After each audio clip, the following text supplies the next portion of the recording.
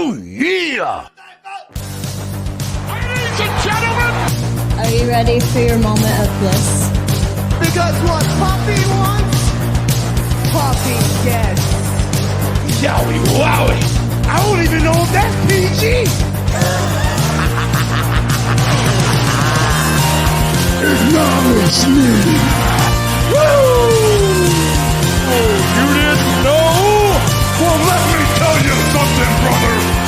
Welcome to the most must-see WWE talk show in history. Welcome to the Cream of the Crop Wrestling Podcast. The cream of the crop! Nobody does it better! It's still real to me, damn it! Hello and welcome to The Bottom Line, a weekly review show giving you the gist of what happened. This is The Bottom Line of WWE Monday Night Raw, December 5th, 2022. You're listening to the Cream of the Crop Wrestling Podcast, the podcast that's broadcasting across the galaxy, preventing aliens from invading. We are the Techno Team 2000 of the program. I'm Patrick. And I'm Rob, and we'd like you to embrace the Kingdom of the Madness by be sure to like, share, and subscribe. Oh, Pat, Solo Sikoa was a star tonight.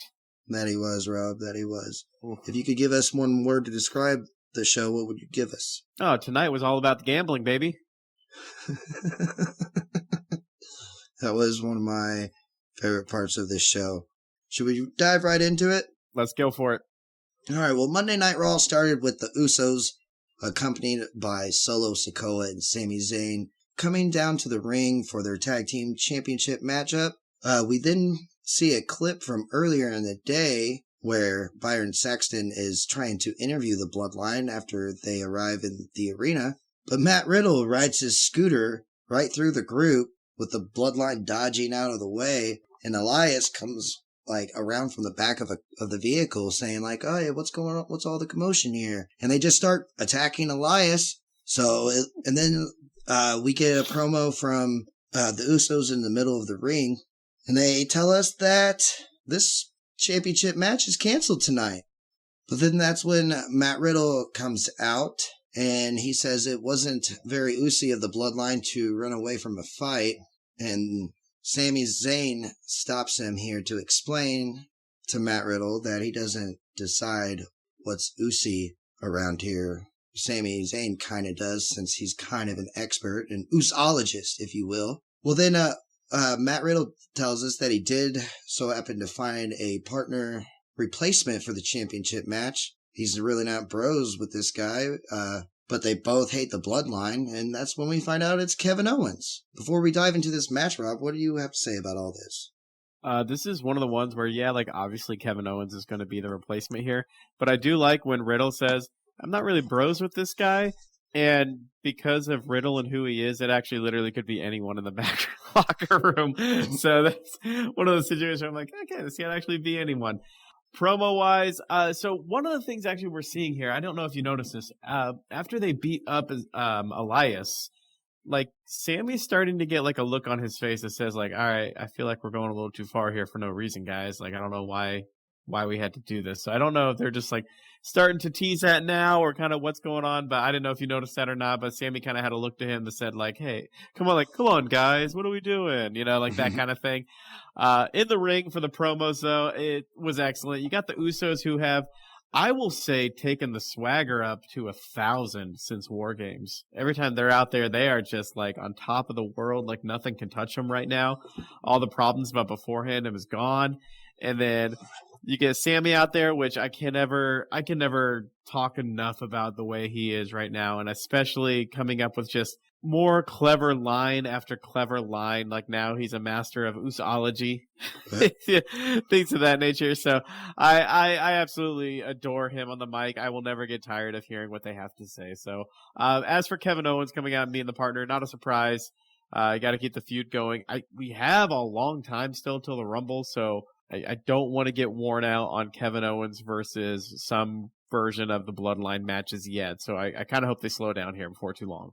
We'll talk a bit more about it after the match here in a minute, but this was this a easy way for them to take apart Elias and Matt Riddle? You think they're backtracking here? I mean, I don't know if they're backtracking or Triple H will listen to his audience. He's not going to be perfect. He's going to make mistakes as a booker.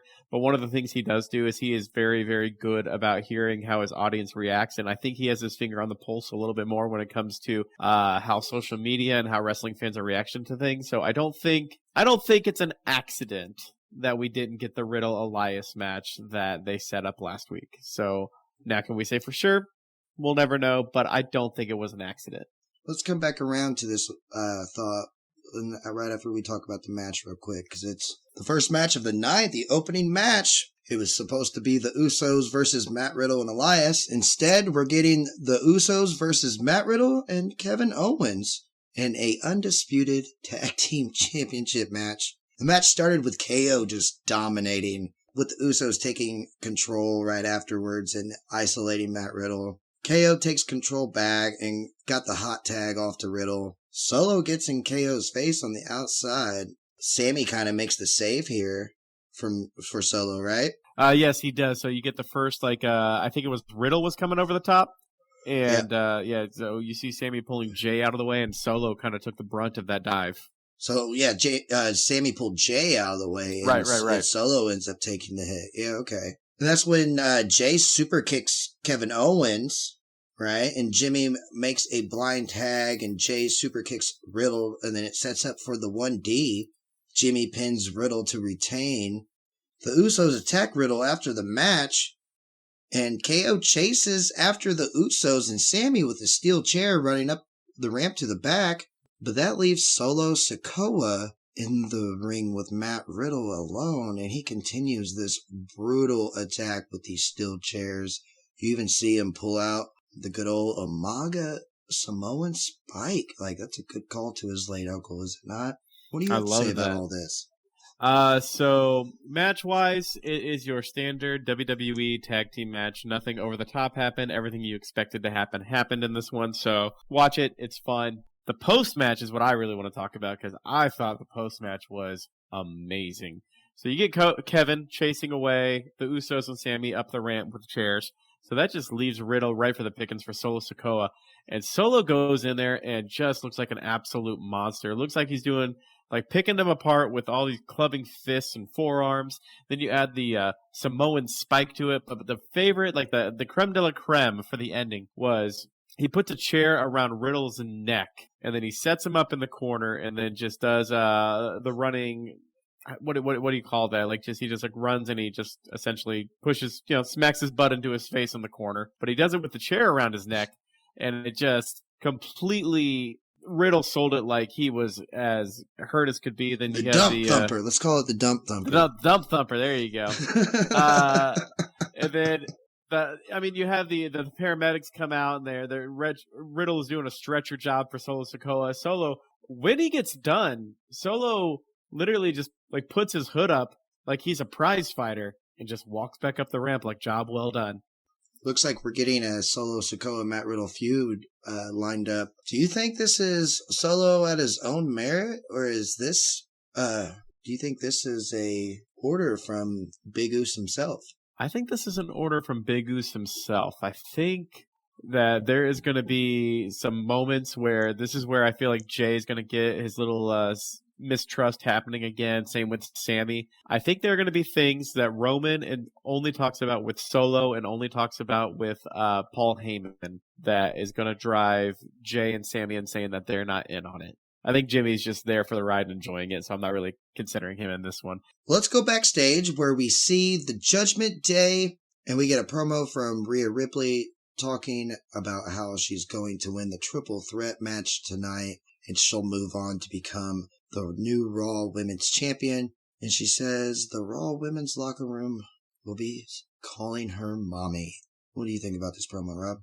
Love the promo, love the confidence, love everything when she walked away there. She is just oozing right now with charisma. So Rhea Ripley is just head and shoulders above the entire women's division, and I do mean that on both shows right now. Well, Rob, we do have one of my favorite things in this show to talk about, because we have a high-stakes poker invitational being hosted by JBL going on backstage. And we see a couple of poker tables with members of the locker room.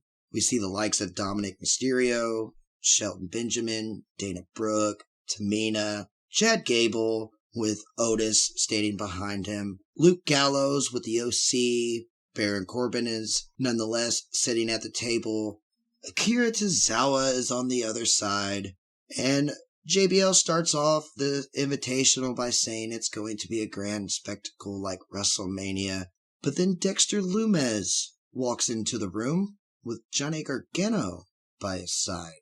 Dexter drops a bag onto the table, and JBL tells him it's a $20,000 buy-in. And that's when Dexter dumps out the bag, and it's money. Of course, I imagine it's the same money he got from The Miz last week. JBL welcomes him to the table, and we'll see some more of this tournament later on. What do you have to say about this, Rob? This actually excited me a little bit. I was really worried that we're not going to get some of these segments like this with Triple H wrestling.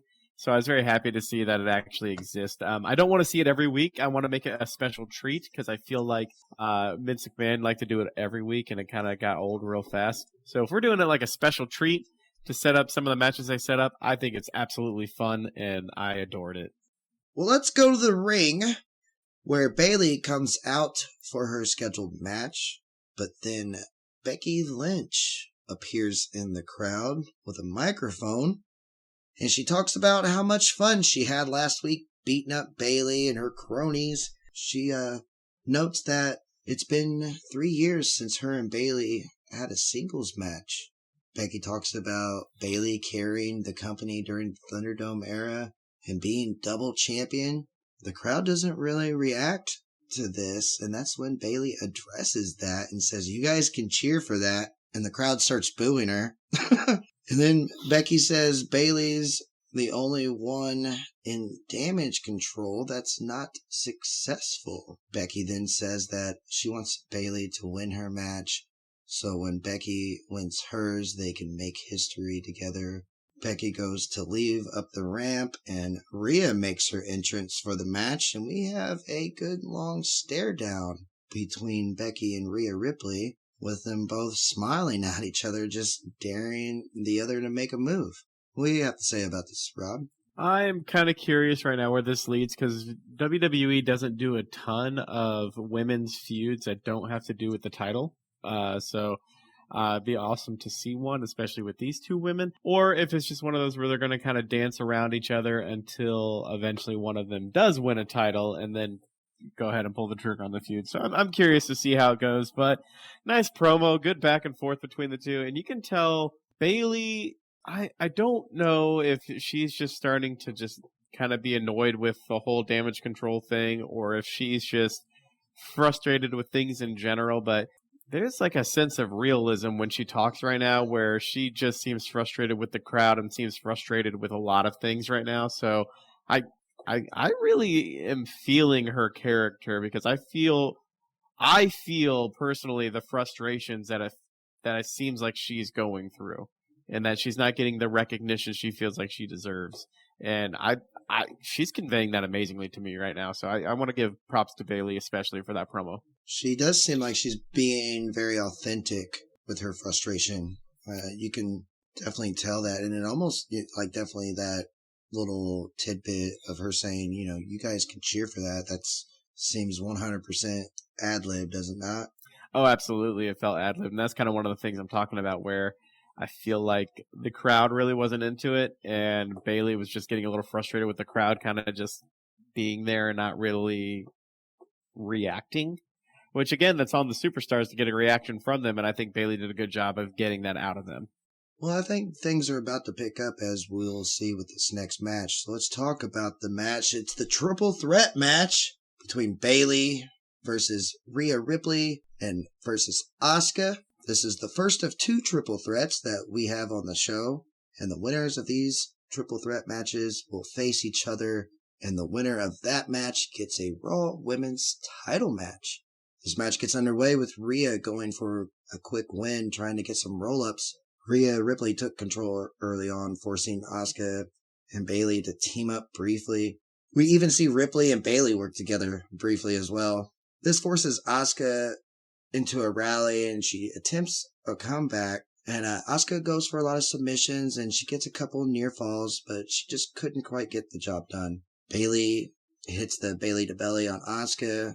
Rhea hits the Northern Lights suplex on Bailey. The match ends with Rhea going after Bailey outside of the ring. Rhea goes for this.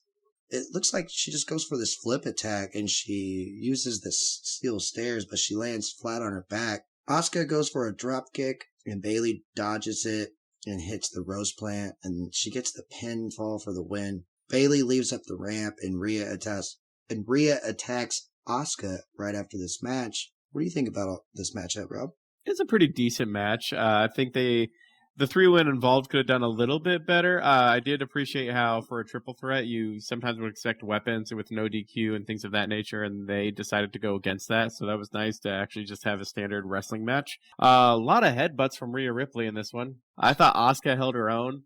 She had a lot of moments there with submissions and roundhouse kicks and especially the German suplexes she had there. She had the double knees off the, I believe, the middle rope on the two women too. So she showed a lot of stuff that she could do on that one. So I really enjoyed Asuka with a little bit of a, I don't want to say coming out party because it's Asuka, but she's kind of gets lost in the shuffle here, so it's always nice to see what she can do. I thought the right person won. I don't want to see Bailey and Bianca again, so we'll see what happens, next week on that front. But I thought that Asuka winning wouldn't really make too much sense, and I really am personally, I want to see Rhea and Bianca as the WrestleMania Women's Championship match. So I'm perfectly fine with Rhea not getting the victory here, taking the long road to getting in that route. So fun match, good match. Well, let's move on to the next thing in the night. Seth freaking Rollins comes out for a promo, and here we learn that next week there will be a number 1 contenders match for the U.S. Championship. Seth Rollins versus Bobby Lashley. Seth cuts a promo and invites Bobby Lashley to the ring, and Bobby Lashley makes his way down and interrupts the singing. We get a personal promo, or this promo gets pretty personal pretty quick, with Rollins mentioning Brock Lesnar. Lashley takes offense to this, and Seth tells him that if he can't get his mind right and get his temper straight, then beating him next week will be easier than the last time. And then Bobby Lashley hits Seth Rollins, and they brawl it out for a pull apart for the officials to come out. Bobby Lashley goes for a spear to Rollins, and Rollins dodges the spear, and Bobby Lashley spears a WWE official. This WWE official, Pete Williams, they refer to him as, and this is the first time of him being mentioned on WWE TV, and that got a good pop for me. I'm happy that Pete Williams is on WWE TV and is now canon. What do you have to say about this, Rob? I think WWE does pull-aparts better than anyone, so I really enjoyed this one. But let's get the most important part out of the way. The Seth Rollins suit rating this evening. We're going to go very modest here. Nothing over the top, but nothing too bad. This is a very standard 5.7 out of 10. I like the light blue. I like the coloring of it, but overall as a suit, it was a very standard. Nothing too flashy, just a nice, very right in the middle road of a suit rating. So let's talk about the promo. It got personal real quick. Seth Rollins does a real good job of saying the thing that you don't like about yourself real quick, real easily. He did that with Riddle too. So he does a pretty good job of just really finding the one thing about you don't like and just sticking you. So, and the Lesnar thing has to do with that. So I don't know if they're pulling the Lesnar and Lashley part 3 and the rubber match at Rumble this year. Or if they're going to wait all the way to Mania. So I'm kind of curious on that one, when that's going to happen. Only thing I'm upset about is I am in the firm belief now. This is the one thing that I would prefer. If you lose the title, A, you don't get a rematch clause, and B, you don't get to be in the number 1 contender shot that next time. Back of the line, move on, go somewhere else. For me, Bobby Lashley, he may have lost the match, but he didn't take the pin, so I'm okay with him being in this. But I would just pick someone else for him to go against. But I understand Rollins is a big star. These two are probably the 2 biggest stars on the show you have right now. So I get it. The match will be a good match. It was a good promo, really personal promo. And then anytime we get a Petey Williams sighting, now I'm going to be very thrilled. Well, let's go backstage where Byron Saxton is asking Austin Theory about his thoughts of what he just saw out there between Bobby Lashley and Seth Rollins. Theory gives a good promo saying what he saw out there was the past. He then goes to walk away and bumps into Mustafa Ali. We get a back and forth between these two, setting up a championship match later tonight. Theory tells Mustafa Ali that after he beats him tonight, he never wants to hear the word opportunity out of his mouth ever again. What do you have to say about this, Rob? Why are we back with Mustafa Ali, man? Like, the dude has been given chance after chance after chance, man, and just always he feels, I like him. I enjoy him. He does great matches, but let's just move on. Like, this is just the same 4 guys for that same title that we've seen for about 3 or 4 months now, and I'm kind of done. I'm good. This is like probably the third. Is this the third or fourth time we're seeing Mustafa panhandle a championship opportunity? Oh gosh, this is like the 8th time.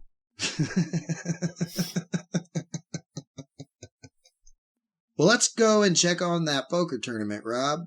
Luke Gallows keeps calling Chad Gable a nerd, and Gable keeps shushing him.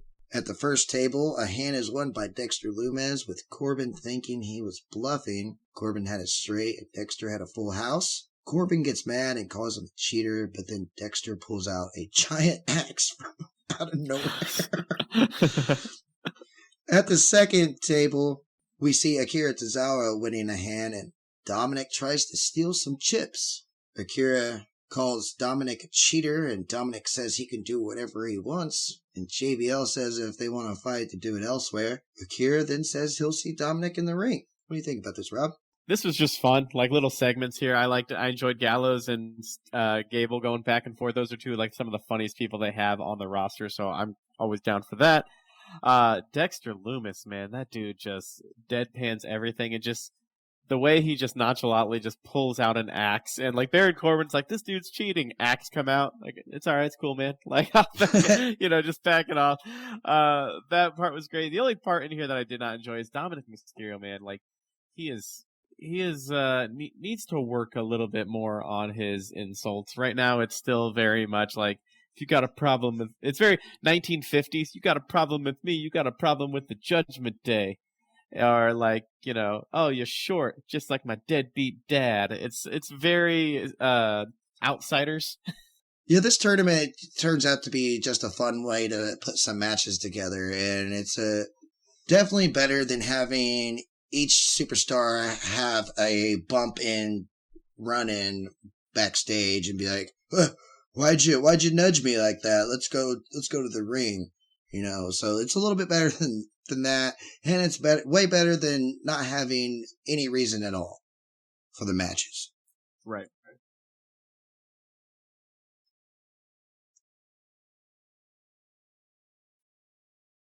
Well, let's go to the ring for our next match, which is Austin Theory versus Mustafa Ali for the United States Championship. The match gets underway with Austin Theory taking control and overpowering Ali. Mustafa would try to do a rally, hitting a couple of nice moves. But when he goes to the top turnbuckle, Theory stops him and drapes him upside down. The referee backs him up a couple of times and finally has to pull him back, forcing him off Ali. When that happens, Dolph Ziggler super kicks Austin Theory out of nowhere. The referee calls for the disqualification. Mustafa Ali isn't very happy about Dolph Ziggler causing the disqualification and gets in Dolph's face. Then Theory attacks Dolph from behind and throws Mustafa Ali into the corner post. He always hits the corner post every match. It looked good. Theory hits the A-Town down on Dolph Ziggler to end it all. What do you have to say about this, Rob? Match-wise, I mean, you had Theory and Mustafa Ali. They didn't get enough time here to make it great, but for the short amount of time, they made it good. Was not expecting the Dolph Ziggler run-in. That was a little bit of a surprise. I'm not going to use the word surprise like it's a good thing, but I'll say it's a surprise. This does nothing for me right now. I'm not clamoring to see a Theory Ziggler match. It's one of those situations where, like, if this ends up being a triple threat match for the title, I think it'll be a wonderful wrestling match, but it doesn't get me excited to, like, storyline wise going forward. Like there's nothing about it that really entices me. So that's pretty much it. I finished this whole segment going, okay, well, that's something that existed. So, was what it was. Didn't see The Miz wanting to get into the Poker Invitational. JBL was talking on the phone outside the poker room when The Miz walks up and says he wants to join. JBL tells him he'd love to have him, but there's a $20,000 buy-in. Miz says he doesn't have any money right now, but he offers JBL his Rolex watch, but JBL tells him that's not a real Rolex. The Miz kind of takes offense to this and walks away. What do you have to say about this, Rob? I love the idea of Miz just being short on cash all the time. Marine 6 royalties have slowed down, so he's got to find new ways to scrap for some money. So, no, I love down on his luck Miz right now, losing all his money. So, damn it. So really no reason for him to show up here, literally, except for just that one line. Otherwise, it was what it was. So, yeah, continuing the story of like the Miz being broke. I'm okay with this. Let's see where this goes. Let's go inside the poker room real quick, where we see Baron Corbin trying to cheat, but some cards fall out of his sleeve, and AJ Styles and the OC catches him, and they all start arguing, and JBL gets mad, saying they're ruining the tournament. The OC challenges Corbin and the Alpha Academy to a tag team match later on. Everyone walks out of the poker room, leaving just Dexter Lumis sitting at the table with Johnny Gargano, and Gargano says, I guess we win. And Dexter and Gargano gather all the money and the chips on the table, and then Dexter even tips the dealer. What do you have to say about this, Rob?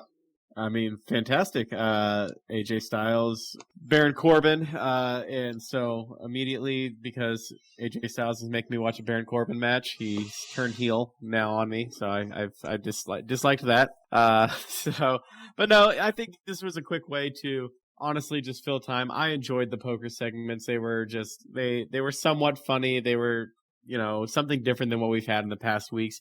And it continued the story, I think, for the Dexter Lumis is now having a bunch of money, and the Miz is now gone broke. But I love Gargano and Lumis together. I think they're actually, as much as I'd rather Gargano just be a Daniel Bryan type, I enjoy Gargano with his interactions with Lumis because I think they have a lot of good chemistry together. You say Daniel Bryan type, but some of the best segments we ever got from Daniel Bryan, pre-epic Daniel Bryan, was with Kane. You are not wrong. So this is a very similar type trajectory. So we'll see how it plans out. Well, let's keep it moving because we go backstage where Kathy Kelly is interviewing the Raw Women's Champion Bianca Belair, and she asks Bianca how she feels about the possibility of facing Bayley again. Belair says she knows how to handle Bayley, and she mentions Rhea attacking Asuka. I want to note that I hate this because it automatically sets up for Bayley Bianca later on again for the third time. And we talked about this before. Stop giving us second contenders. Don't stop giving us predetermined contenders like before the match is even resulted yet. This has been happening in the last couple of weeks. What do you have to say about that, Rob? Yeah, it's very annoying. You're just telegraphing what you're going to do, and it's not even telegraphing to something that makes me excited either. So, it's kind of a double-edged sword. You're really ruining, I don't want to say ruining the potential surprise of whoever's going to win the next triple threat match and then the one-on-one after, but you're just trying to telegraph yourself into something that we also don't want to see, and B, just don't spoil your own show. That's all. Just don't spoil your own show. Well, let's go to our next match, which is set up by the poker tournament earlier on. It's the OC, AJ Styles, Luke Gallows, and Carl Anderson versus Baron Corbin and the Alpha Academy, Chad Gable and Otis. We get JBL on commentary, and this match gets underway, and it's an even back and forth, and each man during this match got some great moves off. We saw a massive suplex from Otis to Luke Gallows, and then the match comes down to AJ Styles hitting the phenomenal forearm on Otis, Gable German suplexes AJ Styles. And then Gallows and Anderson set up and hit the Magic Killer to get the pinfall. What do you have to say about this match, Rob? It was a nice, fun little 6-man tag. You could tell it was just kind of a nice time filler for the long 3-hour show, but I'm not going to ever complain when we get the likes of Chad Gable in the same room, in the same ring, I should say, as AJ Styles. So I would love to see them get a good one-on-one feud down the road and just give us some good television matches for like 20 minutes. I'd be all about that life. So otherwise, this was a very just standard 6-man tag. Glad to see the OC going over, especially with the Magic Killer. But speaking of going over, you want to talk about a podcast that's been going over lately? You're listening to it right here. So if you want to see us go over even more, make sure that you go and support us best you can. Find us on YouTube. Look up Cream of the Crop Wrestling. Be sure to like all the videos. Be sure to comment on the videos. But most importantly, be sure to hit that subscribe button because that helps and supports us greatly. Then you can find us all over social media. Facebook, we're almost at 1,000 followers on there. So thank you so much for the follows on that. You can find us on Twitter. You can find us on Instagram. You can also find us on TikTok. We like to share a lot of wrestling history videos. And then we also share a lot of wrestling memorials for wrestlers that have passed as well. So just get a little bit more content for the Cream of the Crop Wrestling guys that I would highly suggest you guys going out to see that. So be sure to all the links are literally right down below. So keep listening to this and just scroll on up. Click those links, folks. So thank you so much for that. Well, the next thing we see is Alexa Bliss warming up, stretching for her match later on in the night. And there's a TV behind her in the background, and it flashes Bray Wyatt's symbol without her noticing. And then commentary doesn't even acknowledge it. What do you have to say about that, Rob? Just again, more Bray Wyatt teases, more. I don't want to speculate anything because I feel like there could be a swerve, bro. Could be a swerve, or you know what? They're just telling us exactly what's going to happen. Well, then we see Candice LeRae being interviewed by Byron Saxton backstage. Byron asks her if she's a marked woman, seeing how she has to face Io Sky next week.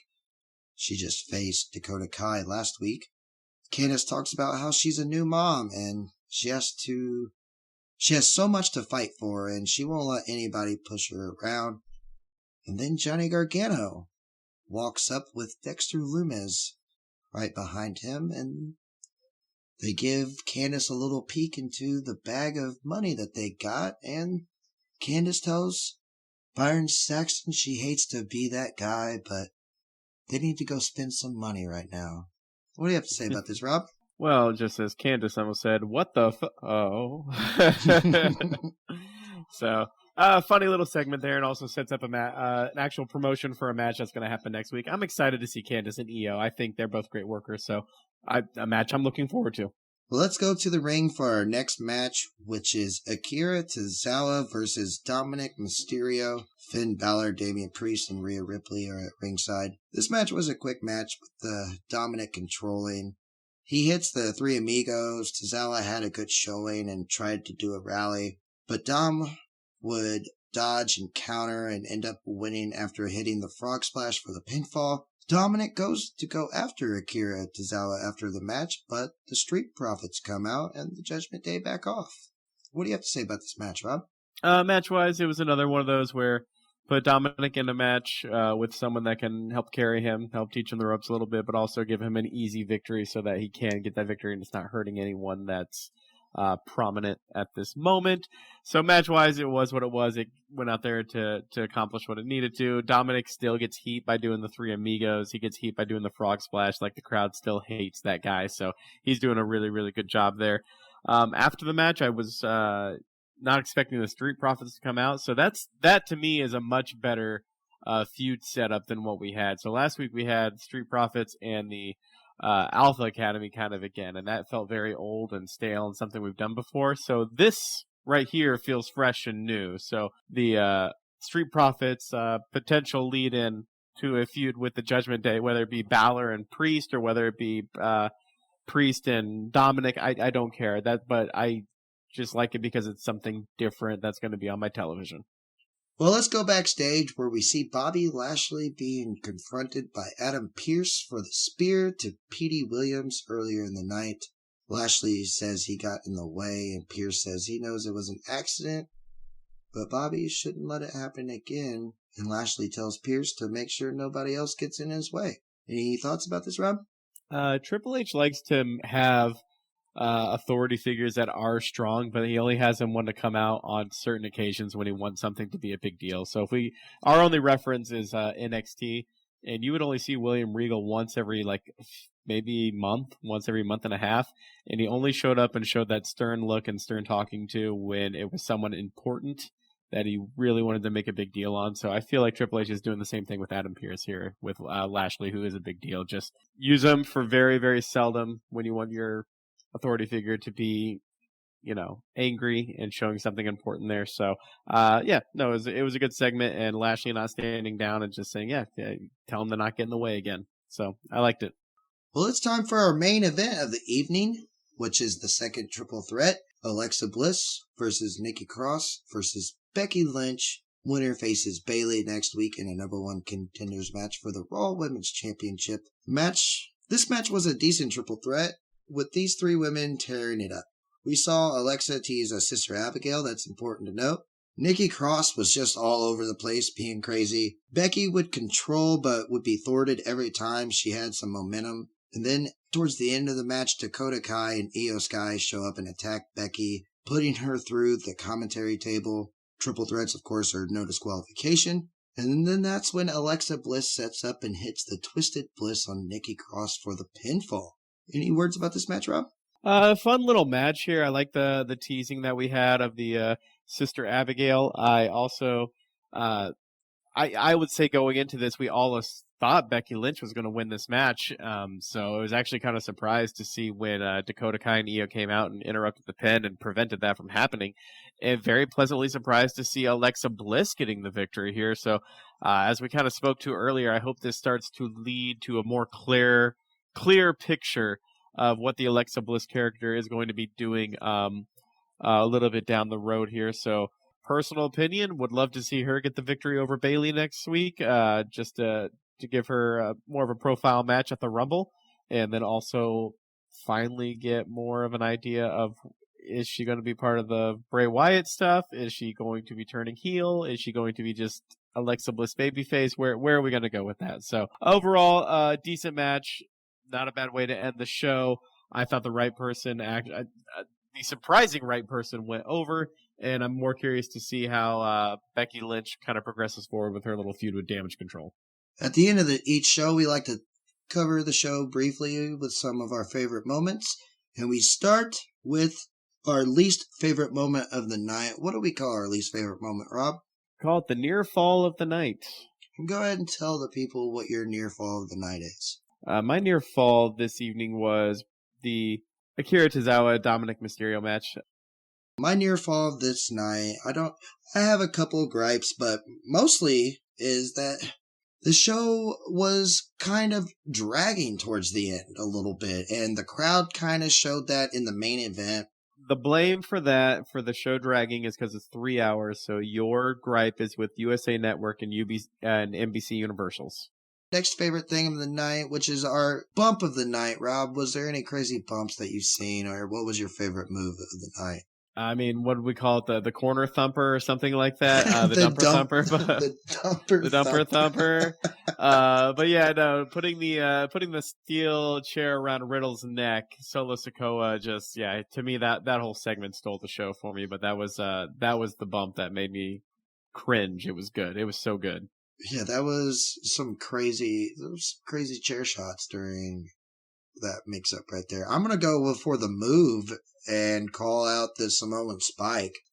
Was there a showstopper of the night? Was there a particular thing in the night or a particular promo that made you go, whoa? For me tonight, it wasn't over the top, but I touched on it earlier. I really enjoyed the Bayley promo just because it felt, the realism behind what she was saying felt very intense.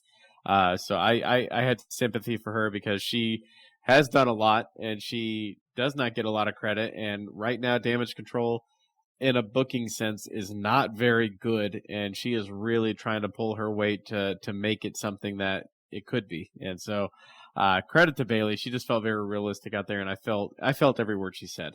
I'm actually going to go with Rhea Ripley's promo. short and sweet and to the point. Yeah, and I mean, she's just prominent dead center in the Judgment Day once again. What's the barn burner of the night, Rob? This one was actually a very difficult one for me to pick because there wasn't a match that really stood out to me tonight. So if we're going to pick one, let's go ahead and go with the first women's triple threat, the Bayley, Rhea, and Asuka one. I thought if we had to pick a best match of the night, to me that was the best match of the night. I thought Rhea really did a great job in her part. I thought Asuka had a hell of a showing compared to all the women in this whole entire match. So yeah, I'll go with that one. It was a good match. I'm going to go with the opener, though, and go with the Usos versus KO and Matt Riddle. It was a pretty decent match. All of them had a good showing. Well, ladies and gentlemen, that's our program. You can show us some love with a like, leave us a comment, and give us a subscribe. Be sure to follow us on Facebook and TikTok. All of our content can be seen on YouTube, and you can listen to our podcast on Spotify, iHeartRadio, and Amazon Podcast. Until the next episode, I'm Patrick. And I'm Rob.